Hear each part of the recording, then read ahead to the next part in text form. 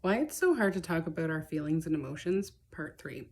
Again, this one's going to be a bit of a multiple part one because there's a lot of different reasons that people find it hard to talk about their feelings and emotions. And so, another reason that people find it hard to talk about feelings or emotions is because they have a hard time processing their own negative feelings or emotions. So, it makes it hard for them to share them with others when they have a difficult time processing them for themselves. It also makes them give out signals or flat out say, to people who are struggling that do reach out to them, just get over it. You'll be fine. It's some sort of a response that sort of immediately stops the conversation and tries to brush off whatever the person's expressing to them. And that's usually because, again, they're coming from a space where they're having a hard time processing their own negative emotions and where they feel inadequate responding to yours.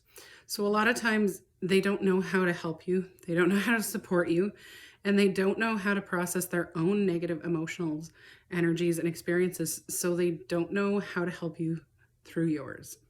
And so they will try to say things to stop you from sharing.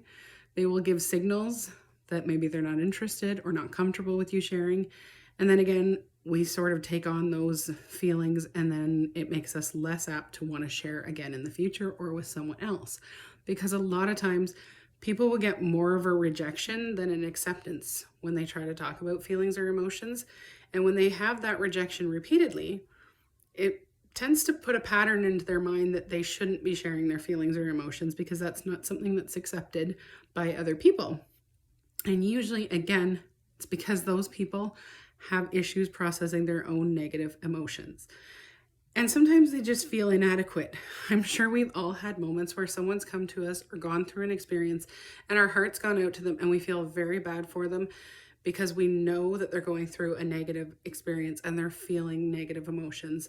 But sometimes we don't know how to respond and we're afraid to make the wrong statement, to say something that will make it worse or trigger them. We're afraid we're not going to have the right response. And so we tend to give out signals, or we tend to shy away or shut down, and we don't allow them to experience that emotional experience with us and share it with us. Instead, we try and deflect and we try to ignore, or we try to stop the conversation so that we don't have to get into the position where we make a mistake.